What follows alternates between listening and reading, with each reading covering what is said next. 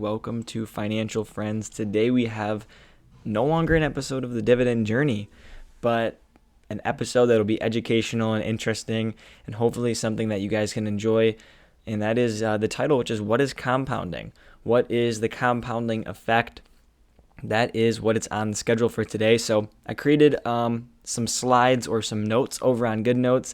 We're just going to hop right into it and start talking about this. I don't want to waste any of your time as I get myself here into the corner. So first up is going to be, what is compounding, and really why should you care? So what is compounding?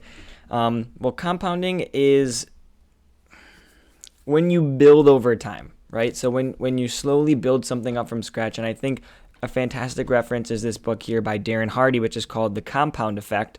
And it talks about how this compounding happens in real everyday life. So compounding is something that happens when you're working out. It's something that happens when you're progressing in your business, in your job, but also financially. And so he uses an example of, just a simple get up and walk around the block could then turn into something as large as running a marathon. And that's really what we're looking at here is how can we start something, create something, build something from scratch and work it all the way up to $1 million or a marathon or a CEO position. And that's kind of the topic and the idea behind the book here. So you can definitely go check that out in the link in the description if you are interested in checking out and reading that book. And as I mentioned, we would really love to focus on financial compounding, which is more in the sense of compound interest. And here's the compound interest formula. And I know that you're probably overwhelmed. Oh, it's math. It is helpful. It's helpful in this situation. Now, you don't have to learn this. You don't have to understand this. You don't even have to care. But what you should know is that the P, or the principal, is the amount of money you're putting in, and you're gaining interest over time. And that's really what we're looking at here. So moving on from that, here is the picture that kind of helps you understand. So I hope here that you're able to see my mouse, and I am going to be able to kind of draw on this here. So if we take a look, here is this 100, or 1,000 rather, which is our initial investment. This is something we're putting in, and if you're earning $50 worth of interest, which again, this is an example, and it may not be what you're actually earning, that would be a lot in terms of just interest itself. Now, the compound effect when you're talking about dividends and stocks, which is what we're going to get into here in a minute, is a little bit more realistic. So as you can see, you earn this $50, and then what happens is your investment turns into $1,050, which allows you to earn this extra $250 the following year. And then that builds into an extra, or this is your new total rather, which allows you to build an extra whatever this is here, $2.63. And so now you have $55, and as you can see, in 10 years, you can end up with this. And so this is a very small example of the compound effect and just how you start with something very basic, and you're able to make a little more money because you were paid some money first, then which allows you to make a little more money because you were paid the previous 2 times. And you can really see that progression and that build from there. And I'm going to use this example to kind of say, like, this is why I say start now. Doesn't matter how old or young you are. If you're looking to build wealth or to compound your money, you want to start right now. Here we can go into an example that I went ahead and took screenshots of before. You can see if you have an initial investment of $1,000 and you add $50 every month. And I think this is crucial because adding funds to it and not simply letting it sit there and build on itself will allow this effect to seemingly happen faster. Obviously, you're adding that money in, but adding that money in over time is going to allow it to seem as if you're building much faster, which gives you more motivation to add, which allows the compound effect to do what it's supposed to do. So let's say we have a 20-year time frame here. Let me switch to a little bit of a brighter color. Say we have this 20-year timeline, and we get a 6% interest rate, which is nothing that is fantastic. It is nothing that is bad. They say the average is anywhere from 8 to 10. Adjusted for inflation would be more like 8%. Not adjusted would be 10%. You get numbers wherever you go. It's kind of different. But we're going to use 6 in this example. And then these 2 other lines are going to be changed by 1%. So if you can see here, there's 3 different lines. Those are if it was 1% higher or lower. And we're going to compound annually. So These are those charts, and you can see it's a bit of a growth line. And if you did this for 20 years, you'd have $25,000, and that's of an initial investment of just $1,000. So you have 25x your money over a span of 20 years. Granted, you're adding too, right? But we like to look at, again, we're helping the compound effect do its thing if we're making additional contributions. So this is fine, this is dandy, whatever it is, what it is, right? But by starting earlier, you allow more time for the compound effect to work, which brings me to this one. As you can see, the only difference, a same initial investment of $1,000, a monthly contribution of $50, but we watch it grow for 40 years. So maybe we started earlier, maybe we allow ourselves to not retire as early, and we go a bit later. But you can see the same interest rate here. We now have $103,000. And all we did was either invest for longer or wait a little longer until we tap into our funds. And you can see the difference in the curves here, right? I mean, look at this. If we're doing, the same chart here, this is about that 20-year line. That's all we were allowed to see was this part of the graph. Look at what happens after 20 years. It's a massive spike upwards because we're allowing that money to build on itself and build on itself and build on itself over and over and over again. And that's really what we want to have happen. So as we go down here, let me make this a bit smaller. What I want to point this out too, you essentially 4x your money by investing for twice as long. So you didn't double your money because you doubled the amount of time you were investing. Compounding came into place and you 4x'd your money in only twice as long. So we're going to slide down here. So you may be asking yourself, well, how can you get compound interest on your side? How are you able to tap into this compound interest? And this is not financial advice, but stocks. You can do different, here's ETF. So this is ETF VOO, ETF VTI, and ETF SCHD. And there's a few differences here. We have VOO, which is 1.24% dividend yield. At the time of recording this, which you're able to see the time up in the top right-hand corner.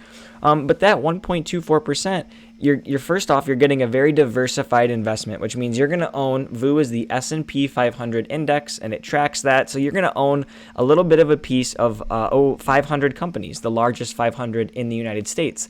And that's going to yield you 1.24%. Well, that 1.24% is going to work its magic. That's where you could be placing the money that we used in those first two examples. Same thing with VTI. That's going to allow you to have exposure to the whole U.S. stock market, not just the top 500. And so there you're going to get that broad exposure and a little bit lower of a dividend yield. But same thing, you're going to allow that compounding to be able to happen. Now, you might get 6%. You might get 10%, you might get 4%, but that's price appreciation. But what you are going to see is it's going to pay you 1.9% every so often. And over the course of the year, you're going to get that 1.9%, which is going to allow you next year to build more and next year to build more. You could also invest in SCHD, which is a dividend-focused ETF. So that has a much higher yield because they're investing in companies that offer a higher yield. And you can see some of them here below in a second. But this is another thing where you put that money in and you watch it grow. And now you're not going to get as large of price appreciation. So your stock might not rise 5% in value over the course of the year. It might only rise 2%. But you're allowing compound interest to build, and you're continuing to add to your investment, which is going to allow you to earn more money on top of the money, on top of the money. And so I say do your research, and you can follow along the dividend journey, which is the other sort of series that I have here on this YouTube channel. And you can watch me invest in companies and ETFs and see what I'm doing, see how I'm doing it. Again, none of it is financial advice, but it's nice to see what other people are doing. So here's some examples. I want to make sure I give a shout out to The Pleb Investor. Go ahead and check out the content. This was taken directly from their Instagram. So I want to say thank you for providing these posts on Instagram, and go make sure you give them a follow. But you can see companies that you can invest in here. And these are dividend king companies, or companies that have 50 plus years of dividend increases. Companies like Johnson & Johnson, Colgate, 3M, Lowe's, Tootsie. So here you can kind of see, the style of companies. These are large, established companies that have been around for a very long time and are going to continue to make money and continue to be able to pay a dividend, which allows you to receive the dividends, have those dividends reinvested back into the stock, which means next time they pay you a dividend, they're going to pay you more. That is the exact same thing that we had looked up here.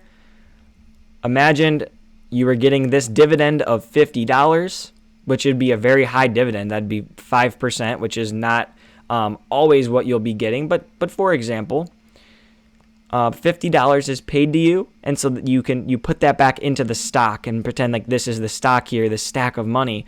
Well, then next time you get paid, you're getting an extra $2.50, and all you did, that's with no price appreciation of the stock, simply the interest or the dividend being paid out to you, which I think is amazing, and it is called the eighth wonder of the world, compound interest. Here's another example that I can use and help give a bit of a better visualization, and it is how you can earn $1,000 being invested in a single stock and how much money you would need invested. And I'm not sure how current this is, but it's more to paint a picture than it is to give perfect, accurate information. Here is Realty Income Corporation, one of the stocks we talk about on our dividend journey, almost a 4% yield. So you need to place $25,066 into this company, and over the course of 1 year, they would pay you $1,000. So you can build your passive income through this. You can actually purchase a stock or essentially purchase passive income. Now, one thing I want to warn is please do not chase dividend yields.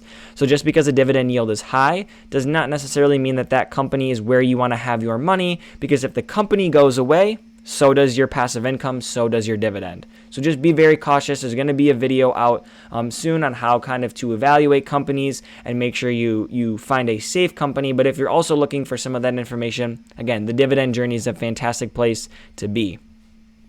Now, you may be asking yourself, great, Brendan. Well, I want to invest in these stocks. Where do I do it? Well, here are 3 options for you. We have SoFi, we have Public, which my link will be in the description below for a free stock over on Public, and we have Fidelity. So these 3 are great places to go ahead and purchase some stock.